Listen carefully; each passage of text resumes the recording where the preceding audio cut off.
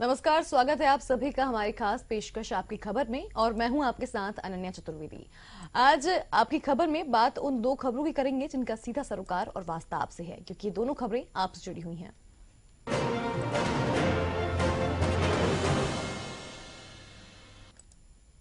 आपसे जुड़ी दो खबरों की बात करें तो पहली खबर की अगर बात करी जाए तो बात करेंगे ऐसे शख्स के बारे में जिसने एक दीवार बनाकर समाज की दीवार को तोड़ दिया और एक नई पहल शुरू की। वहीं दूसरी खबर की अगर बात करें तो रेलवे के टिकट पर हम बात करेंगे, क्योंकि कोर्ट ने सामान्य डिब्बों में सफर करना एक बार फिर से लोगों के लिए शुरू कर दिया है और एक बार फिर लोग ट्रेनों में सामान्य डिब्बों में सफर कर सकेंगे। तो इन दो खबरों की आज बात करेंगे। तो बात पहली खबर ही करते हैं। संस्कार धानी जबलपुर का एक युवा उन लोगों को मुख्यधारा में जोड़ने का प्रयास कर रहा है, उन लोगों को जो समाज से कटे रहते हैं। जितेंद्र कटारे नेकी की दीवार से गरीबों की मदद करते हैं, तो कन्या पूजन में उपहारों के बजाय सुरक्षा और उनके सम्मान की शपथ दिलाते हैं। 7 सालों से नारी सुरक्षा सम्मान अभियान चला रहे हैं और जहां भी धार्मिक या सामाजिक और सार्वजनिक आयोजन होते हैं तो जितेंद्र और उनके साथ के लोगों को अवसरों पर उपहार देने के बजाय संकल्प दिलाते हैं। सामाजिक हित में उठ रहे कदम समाज से दूर रहने वाले युवाओं को जोड़ने का प्रयास जबलपुर के जितेंद्र कटारे नेकी की दीवार से कर रहे हैं और गरीबों की मदद करते हैं। तो इसी खबर पर हम खुद जितेंद्र कटारे से बात करेंगे, यानी जितेंद्र कटारे हमारे साथ जुड़े हुए हैं। जितेंद्र जी, आपके पास आना चाहूंगी मैं। स्वागत है आपका हमारे खास कार्यक्रम में। धन्यवाद। तो बिल्कुल जितेंद्र, मैं बात यहाँ पर करना चाहूंगी कि हर कोई वक्त नहीं दे पाता है चीजों को लेकर, हर कोई नई इन सब चीजों के लिए वक्त नहीं निकाल पाता है, लेकिन आपके दिमाग में कैसे आया कि नहीं, समाज के लिए भी कुछ करना है, सोसाइटी के लिए कुछ करना है? एक्चुअल सबसे पहले तो मैं आपके चैनल को धन्यवाद देना चाहूँगा कि आपने ये मौका दिया। एक्चुअल क्या है, हम शुरू से मेडिकल के पास में ही निवास रहा है हमारा, और मेडिकल में जब हम गरीब असहाय लोगों को देखा करते थे तो बहुत बुरा हुआ करते थे कि ये कैसे लोग सरवाइव करते हैं, कैसे लोग करते हैं। तो धीरे धीरे ये मदद का सिलसिला विगत 17-18 साल पहले शुरू हुआ और जो निरंतर अभी क्रम से जारी है।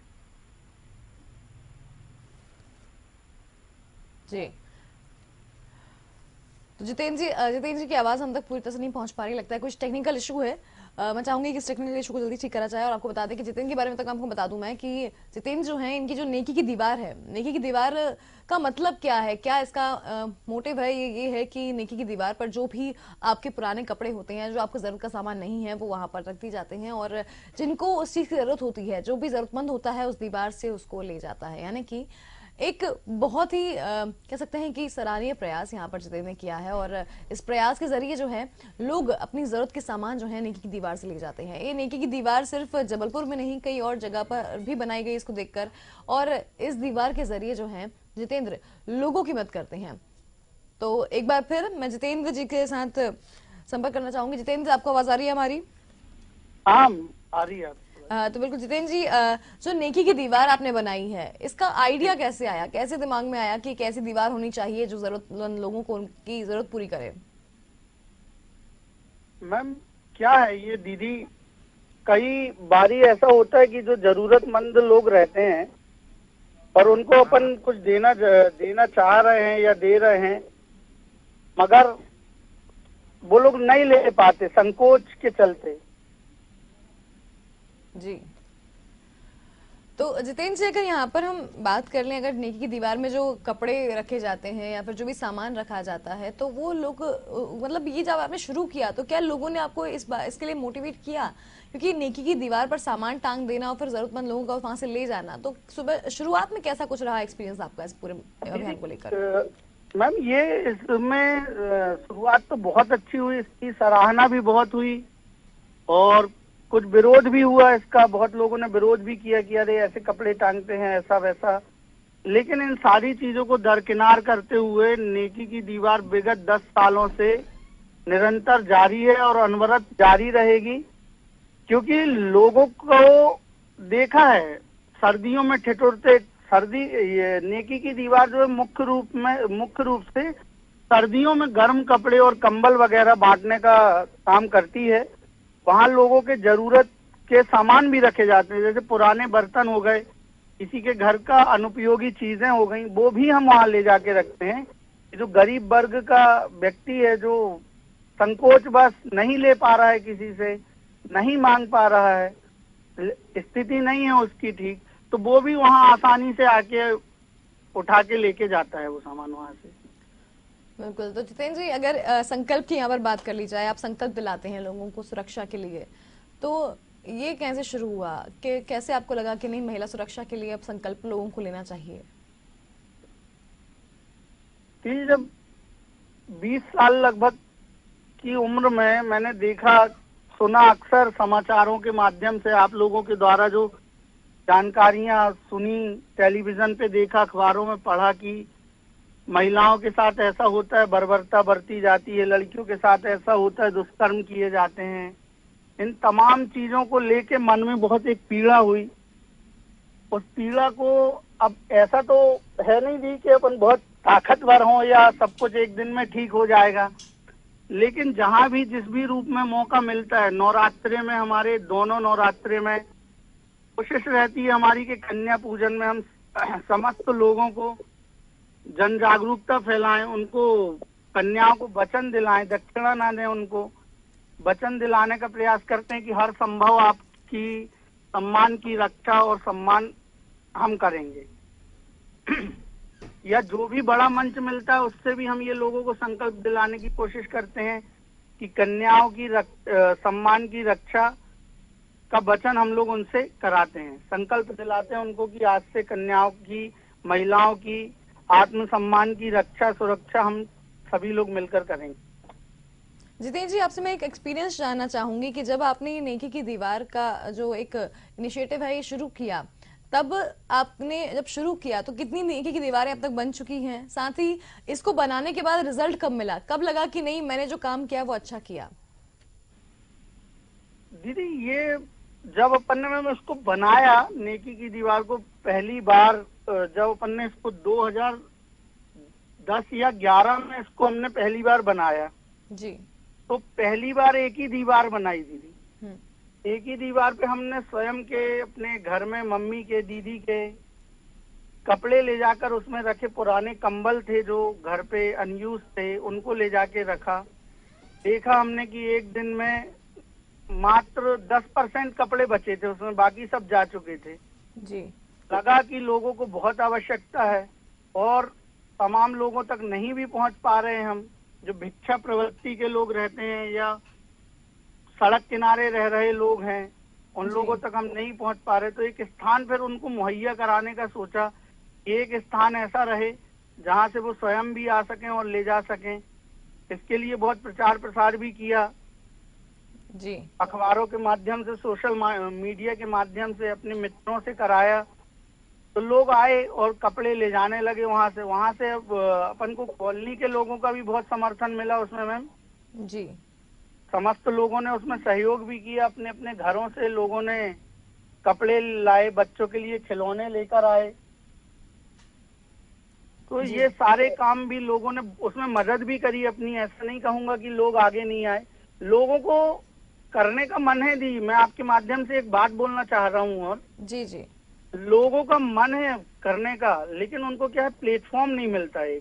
और जब अगर अपने एक प्लेटफॉर्म देते हैं तो लोग आते हैं उसमें जी, और उसका रिस्पांस मिलता है। और इस बार 2021 में जबलपुर शहर के अंदर अपन ने 16 दीवारें बनाई थी दीदी। अच्छा जितेंद्र जी, अगर अब तक की बात की जाए तो अब तक कितनी दीवारें पूरे जबलपुर में बन चुकी हैं तब से लेके अब तक? दी, अनवरत जारी जो दीवारें हैं, अनवरत मतलब 12 महीने जो जारी हैं, वो तो 3 दीवारें हैं, लेकिन सर्दियों में जो दीवारें बनाई जाती हैं वो 16 दीवारें बनाई गई थी इस बार। क्या बात है। और जी, सबसे अच्छी बात ये थी कि अपन को देखकर सोशल मीडिया पे या जिसके माध्यम से भी लोगों में जागरूकता आई हो, ग्वालियर, गोटेगांव, नरसिंहपुर और यूपी के ललितपुर में भी ये दीवारें बनाई गई। बिल्कुल। तो और जितेंद्र जी, जब आपने इसकी शुरुआत की थी और अब तक का जो सफर है काफी लंबा हो चुका है, यानी कि 2010 में आपने पहली दीवार बनाई, 2011 में, उसके बाद अब 2021 आ चुका है, पूरे 10 साल हो चुके हैं आपकी इस पहल को। तो जी जी। कैसे देखते हैं अब आप इसको कि इतना लंबा समय और लोगों ने उस पर समर्थन भी दिया, अपना अपना रिस्पॉन्स भी दिया, तो आप कैसा महसूस करते हैं आज?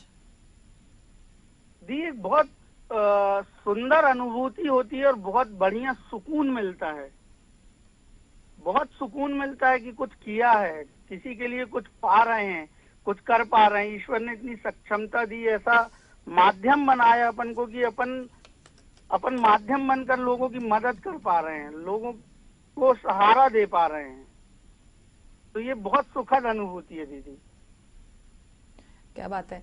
तो जितेंद्र जी, यहाँ पर क्या कोई एक्सपीरियंस आप शेयर करना चाहेंगे नेकी की दीवार से जुड़ा हुआ, या फिर आपके जो संकल्प अभियान है उससे जुड़ा हुआ, कि जो आपको लगा हो कि नहीं, आज लोगों ने खुलकर समर्थन दिया है, आज मेरा इस पहल को लेकर जो है कदम बिल्कुल सही रहा था, अपने जीवन में मैंने जो एक वक्त निकाला है वो बिल्कुल सही था? दीदी दो एक्सपीरियंस साझा करना चाहूंगा आपसे मैं। जी एक तो ये, अभी कोविड काल में जब अंगद फाउंडेशन काम कर रहा था, तो 1,500 पैकेट पके हुए भोजन का हम लोग प्रोवाइड करा रहे थे लोगों को। जी और 1 क्विंटल चावल, 1 क्विंटल जी आटा, ये हम लोग पैकेट्स बना के डोनेट कर रहे थे। जी तब प्रशासन से एक जानकारी मिली कि पड़ाव करके एक गांव है, यहाँ नहर के किनारे पनी लगाकर रहते हैं। वो सिर्फ पनी लगाकर ही रहते हैं। अच्छा। उनके पास कोई भी ऐसी सुविधाएं या कोई भी ऐसा नहीं है कि जो वो अच्छे से रह पाए या जीवन यापन कर पाए। और ये जब जानकारी मिलने के बाद हम लोग उन तक पहुंचे, जी तो वो दिन, मतलब अभी तक का, जब से ये सोशल वर्क का काम कर रहे हैं हम, तब से लेके आज तक का सबसे सुकून भरा दिन रहा वो। क्योंकि वहाँ छोटे छोटे बच्चे, लगभग 70-80 बच्चे छोटे छोटे, जी और माताएं और बहुत सारे लोग ऐसे थे कि शायद अपन नहीं जाते तो भूख के कारण एक दो की शायद डेथ तक हो जाती है, ऐसी स्थिति थी उधर।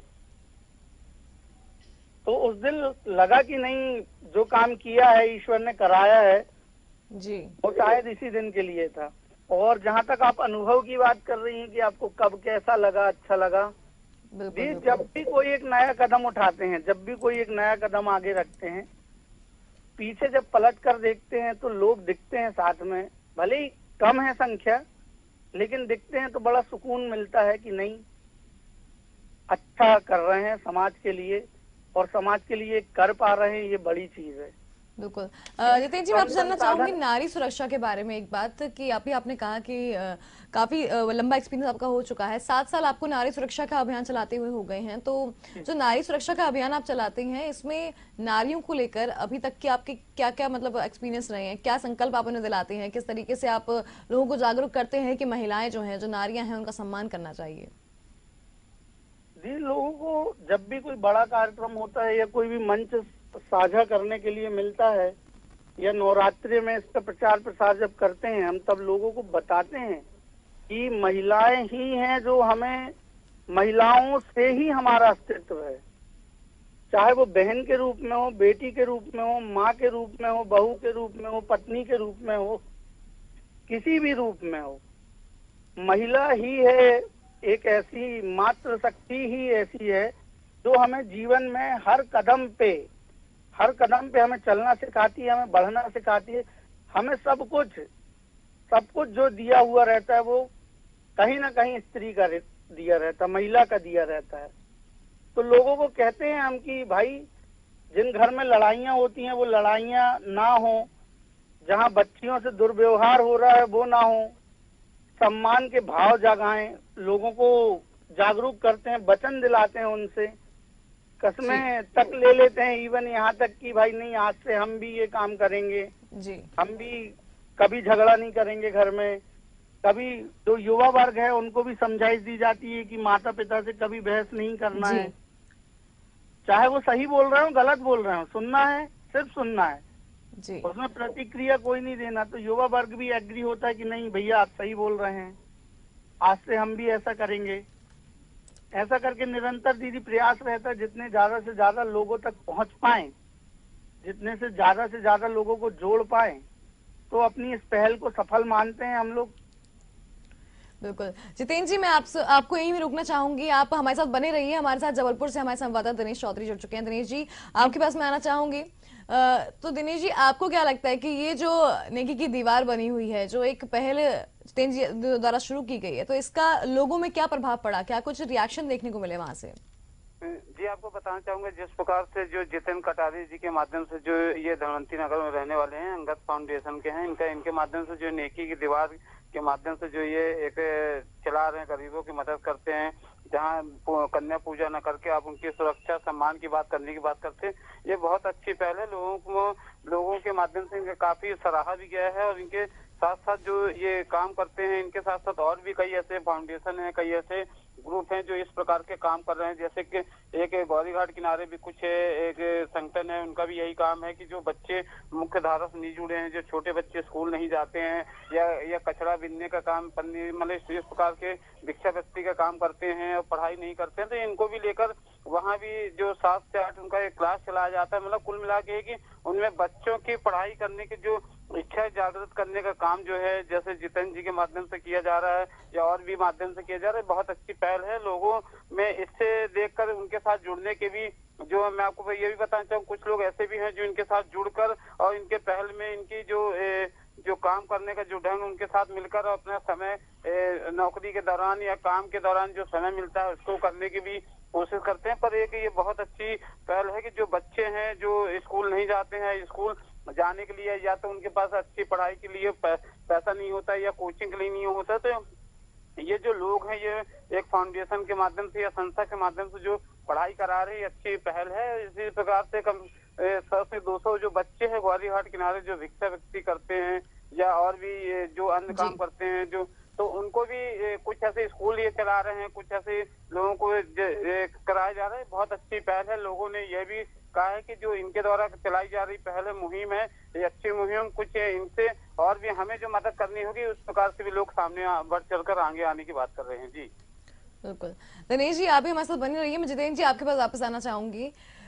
जितेंद्र जी, आपसे मैं जानना चाहूंगी कि जो लोगों का रिएक्शन तो हमने देख ही लिया कि हमें अभी दिनेश जी ने बताया कि किस तरीके से लोगों का रिएक्शन रहता है, कितना कह सकते हैं कि एक बहुत सराहनीय काम आपने शुरू किया है। लेकिन अब सवाल ये उठता है कि जब हम कोई काम शुरू करते हैं तो कठिनाइयां बहुत आती हैं, कहीं ना कुछ जरूर होता है जो हमें रोकने की कोशिश करता है। तो आपने जब ये शुरू किया तो क्या आपने कोई कठिनाई देखी? क्या कोई ऐसा एक्सपीरियंस है आपके पास जो हमें आप बताना चाहें?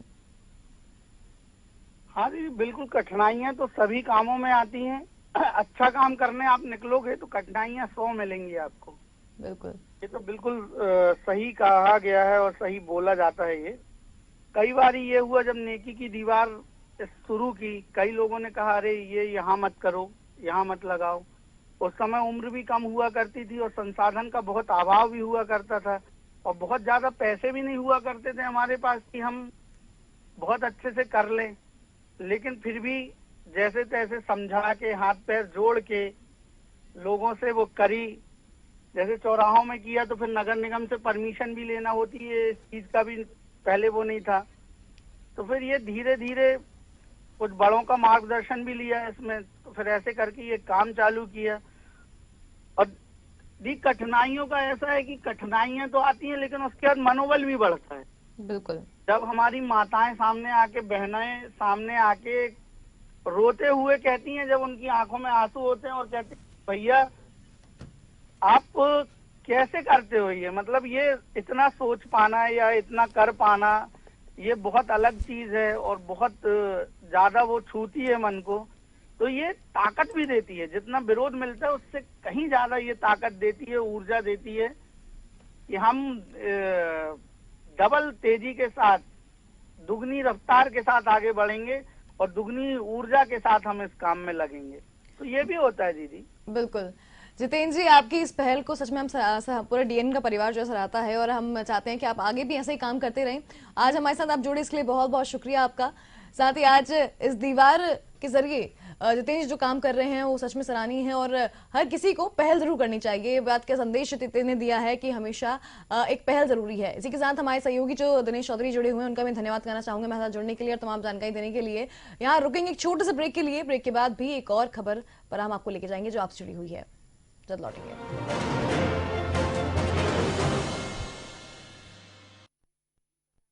सवाल वो जो हर किसी के जेहन में रहते हैं, कभी सिस्टम से जुड़े सवाल, सवाल अनसुलझे, सुलझते सवाल, तीखे सवाल, चुभते हुए सवाल, सवाल जो समाज की समस्या लाते हैं सामने, जिसका समय रहते समाधान है जरूरी, सवाल वो जो बदल सकते हैं सियासत की दिशा, सवाल वो जो खड़ा करते हैं नया सवाल, समस्या आती है सामने और बन जाता है बहस का मुद्दा। सुदूर क्षेत्रों से खड़े होने वाले सवालों का जवाब देने को मजबूर होता है सत्ता का ये सिरमौर।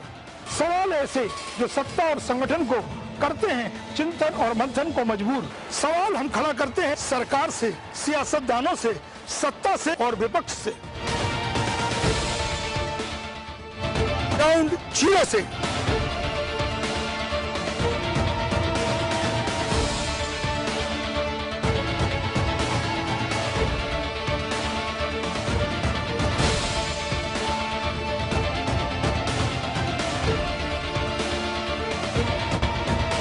या फिर स्टूडियो, जी हाँ, सवाल दर सवाल राकेश अग्निहोत्री के साथ।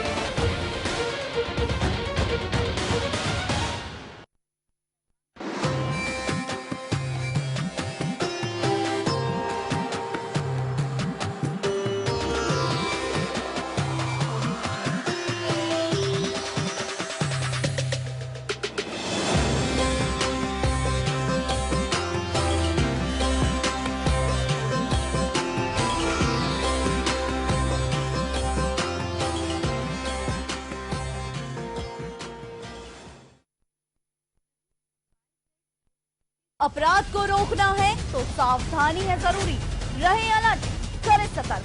जुर्म और जराइम की दुनिया के ऐसे किस्से लेकर हाजिर हैं हम, जिसका सीधा वास्ता है आपसे, क्योंकि दिन का उजाला हो या रात का अंधेरा, दबे पांव आतंक देता है दस्तक और बनाता है किसी को भी अपना शिकार, और फिर दर्ज होती है FIR।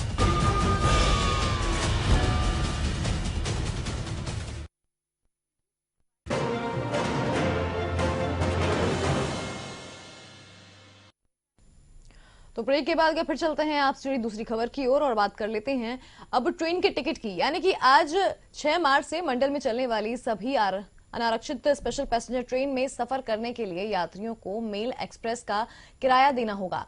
किराया नियम को लेकर पश्चिम रेलवे ने मुंबई मुख्यालय से आए आदेश के बाद अब मंडल रेल प्रबंधक कार्यालय ने इसे शनिवार से लागू करने के आदेश जारी कर दिए हैं। गुरुवार से ही रेलवे ने ट्रेनों में रिजर्वेशन खत्म किया था। इसके बाद 2 दिन से ट्रेनों में सामान्य किराया लग रहा है। शुक्रवार शाम अचानक मुख्यालय ने आदेश जारी कर शनिवार से जनरल सहित सभी श्रेणियों में मेल और एक्सप्रेस का किराया लेने के आदेश दे दिए हैं। यानी कि यात्रियों पर अब बड़ा बोझ जो है अब पड़ा है और आज से यात्रियों की जो जेब है उस पर ही असर पड़ेगा। तो बात कर लेते हैं सामान्य डिब्बों की। यानी कि अभी तक जो जनरल डिब्बे हैं उन पे बैन लगा हुआ था। कोरोना काल के चलते जनरल डिब्बे जो हैं वो नहीं चल रहे थे और सिर्फ स्लीपर और रिजर्वेशन वाले डिब्बे में ही लोग सफर कर पा रहे थे। लेकिन अब जो है जनरल में भी किराया लगाकर अब लोग जा पाएंगे। लेकिन अब सवाल ही उठता है कि अभी भी कोरोना खतरा जो है वो टला नहीं है और जनरल डिब्बों में सफर करना वापस शुरू हो चुका है। तो इस तरीके से जो रेलवे है वो किस तरीके की एहतियातन बरतता है, अब ये देखने वाली बात होगी। क्या लोगों में अभी भी इतनी जागरूकता है कि अब जनरल डिब्बे में जाएंगे तो कोरोना का ध्यान रखें या फिर इस कोरोना काल का ध्यान रखें। लेकिन अब जो किराया है वो भी बढ़ा दिया गया है। यानी कि जनरल डिब्बों में भी किराया लगेगा और कोरोना काल के पहले जो किराया था और अब जो किराया है उसमें जमीन आसमान का फर्क आ चुका है। यानी कि काफी किराया बढ़ा दिया जा चुका है। तो इसका बोझ जो है वो आम आदमी पे पड़ेगा। पहले की जो किराया था वो कम था, लेकिन अब जो रिजर्वेशन का किराया है वो बढ़ चुका है। अब जो जनरल किराया है उसको भी बढ़ा दिया गया है। इवन यहाँ पर तक की जो प्लेटफॉर्म टिकट है उसका भी किराया बढ़ा दिया जा चुका है। तो इसका असर क्या कुछ पड़ेगा आम आदमी पर, अब ये देखने वाली बात होगी कि इस पे अब आम आदमी का रिएक्शन क्या हो सकता है। क्योंकि पेट्रोल डीजल की मार तो पड़ी रही है, लेकिन अब जब ट्रेन का किराया भी बढ़ गया है तो इस पर भी लोगों की प्रतिक्रिया जानना जरूरी है। तो रेलवे की टिकटों पर अब यह बात छिड़ गई है कि किस तरीके से जो किराया है वो बढ़ता जा रहा है। हर जगह महंगाई की मार है और अब जहां तक है ट्रेनों पर भी जो है टिकट का किराया बढ़ा दिया गया है। तो स्पेशल पैसेंजर ट्रेन जो है उनका किराया जो है वो देना होगा, यानी कि अभी तक ये ट्रेनें बंद थी, लेकिन जब से ये ट्रेनें शुरू हुई हैं तब से अभी तक जो है इन ट्रेनों का किराया उतना ही था, लेकिन अब जब वापस शुरू हो गई हैं तो इनका किराया बढ़ा दिया गया। यानी कि वापस जब लोग सफर करने जाएंगे तो उनको इसमें दुगनी कीमत देनी होगी, इसे थोड़ी ज्यादा कीमत देनी होगी, और जिसकी वजह से लोग भी परेशान होंगे। यानी कि बोझ जो है ट्रेन के टिकट का भी आम आदमी की जेब पे पड़ने वाला है।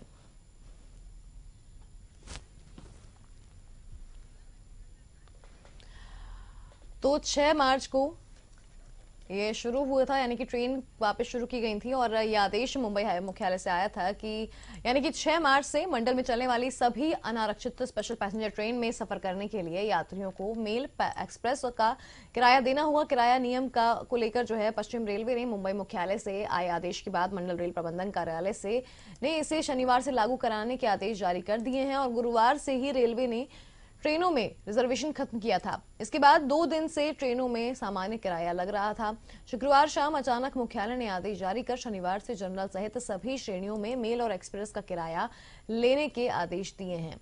अब बात ये आती है कि मंडल में चलने वाली सभी अनारक्षित ट्रेन और स्पेशल पैसेंजर ट्रेन जो है इनका किराया अब देना होगा और इन सभी की वजह से जो है आम आदमी परेशान होने वाला है फिर से, क्योंकि जब तक इसके पहले जो रिजर्वेशन था उस वक्त में आम आदमी जो है वो रिजर्वेशन नहीं करा पाता, जो नीचे तबके के लोग हैं वो नहीं जा पा रहे थे कहीं। लेकिन जब उन्हें एक राहत की खबर मिली कि अब जो है ट्रेनें वापस शुरू हो रही हैं, वापस सामान्य डिब्बे जो हैं वो शुरू हो रही हैं, वापस पैसेंजर ट्रेनें जो हैं वो शुरू हो रही हैं, तो उन्हें लगा कि शायद अब वापस सब कुछ पहले ऐसा हो जाएगा, कोरोना काल के पहले जो था माहौल वैसा हो जाएगा। लेकिन शायद यहाँ पर उन्हें थोड़ा सा निराश होना पड़ेगा, क्योंकि अभी भी माहौल वैसा नहीं है, माहौल थोड़ा बदल चुका है। यानी कि अब जो है ट्रेनों का किराया बढ़ा दिया जा चुका है और आम इंसान पहले रिजर्वेशन नहीं करा पा रहा था, लेकिन अब रिजर्वेशन अगर सुविधा मिल भी गई है कराने की, अब रिजर्वेशन जो है पहले करार था और रिजर्वेशन अब नहीं कराना पड़ेगा, डायरेक्ट जाके टिकट ले सकता है अगर आदमी। तो दिक्कत यह है कि वहां पर किराया बढ़ा दिया गया है। कोरोना काल में कई सारे लोग जो हैं बेरोजगार हो चुके हैं, कई सारी आर्थिक तंगी जो है लोगों से जूझ रहे हैं। लेकिन अब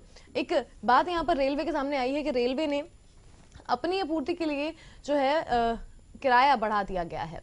तो अब क्या होता है, क्या आम आदमी का रिएक्शन होता है इस पर? जो सच में जरूरतमंद है, जिन्हें सच में जाना है कहीं, तो उन्हें तो लेना ही पड़ेगा टिकट। लेकिन रेलवे की इस आदेश के बाद जो है कई सारी परेशानियां आम आदमी को देखने को मिल सकती हैं और इसका सीधा असर जो है आम आदमी की जेब पे पड़ेगा।